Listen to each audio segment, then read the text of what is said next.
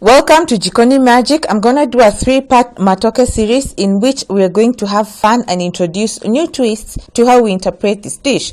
Our first part of the series is an upside down Matoke cup that is stuffed with Matumbo. So buckle up and let's get started. Now for this recipe, I prefer Matoke that is almost ripe because they still have their firmness and the additional benefit of being slightly sweet. So let me show you the kind of Matoke I'm talking about.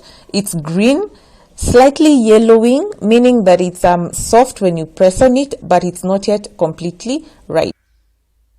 And here I have my spring onions, the green part that I've already sliced up into small pieces. And these are my dania leaves that I've already separated from the stalks. You're going to see how I'll use these two ingredients later on. I start by, first of all, patting my matoke dry before slicing it up. And as I'm slicing this up, let me also take this opportunity to tell you that I have a recipe on completely raw matoke that have been cooked in coconut milk. If you've not yet had a chance to watch this video recipe, please make sure that you do so. Next, I fry my matoke in oil that's been heated on medium heat. Once you put your matoke in the oil, just let it sit there, and after about a minute, come and now try and separate the ones that will be stuck together, if at all they'll be stuck together, and leave them to cook as they are for about 3 to 4 minutes until they start turning golden brown, and then turn them over and then give the second side the same amount of time, 3 to 4 minutes, and then remove your matoke from the heat. As you can see, they are looking really pretty and golden brown, just the way I wanted them to be. The next step was to put my matoke in my mortar along with the spring onions that I had already sliced and my dania stalks. And this was followed by freshly cracked black pepper, salt to taste, and finally just a bit of garlic. You can add more. This was just a quarter of a clove of garlic. And then after that, it was just to simply pound away the matoke. The aim is to mash it up until it is just smooth but still with some bit of texture. And after you're done with all that, create a hole in the middle, but don't push your pestle all the way to the bottom because you're either going to end up with a hole or matoke that will stick to your mortar. Next was to loosen the matoke from the sides of the mortar. Do this very, very gently so that you do not break up your matoke. But in case you end up breaking it, don't worry, just try and mold it back together like I've done there. And here I've already added my matumbo that I cooked earlier on. I already have a recipe up on my site. I'll provide the link in the description box down below or on the info bar on this video. Click on it to find out how I make it.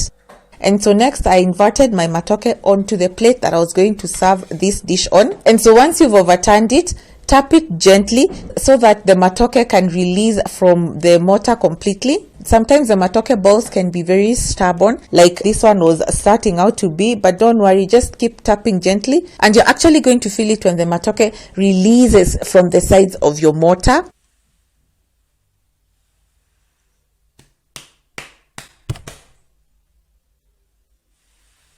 And so here is my upside down matoke cup, almost perfect apart from that matumbo that was peeping from the side. And after I tucked it in, everything was just perfect looking for me. There, as you can see, that's just a 360 of how the upside down cup looks like. And I served it with a side of matumbo stew because remember the matumbo that has been stuffed inside is dry. So you need a bit of stew on the side. And yeah, so let me show you how the inside looked like.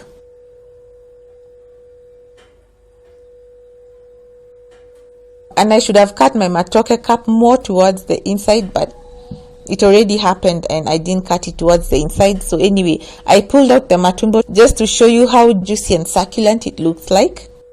Let me give you my verdict on this dish. I'm gonna give it a very big thumbs up and I highly encourage you to try it out. It's got the added dimension of flavor due to the deep frying of the matoke, and this combined with the aromatics from the garlic, dania stalks and the green onions is just the bomb. And plus, don't forget that there's that sweetness that's coming from the almost ripe matoke. You've just got to try this dish out, and if you do, please let me know how it turns out for you. And I also wanted to share with you what happened to me when I made the mistake of pressing my matoke too hard. That hold resulted because my matoke refused to leave the mortar. So be more careful than I was, because this is really time wasted. As you can see, there is a hole very big and gaping. So in closing, I want to encourage you to be on the lookout for the second part of this Matoke series, where I'll be making my Matoke that's been rolled with bacon and stuffed with cheese. You do not want to miss this. For now, kwaheri ya kuonana. Until next time, keep it Jikoni magic.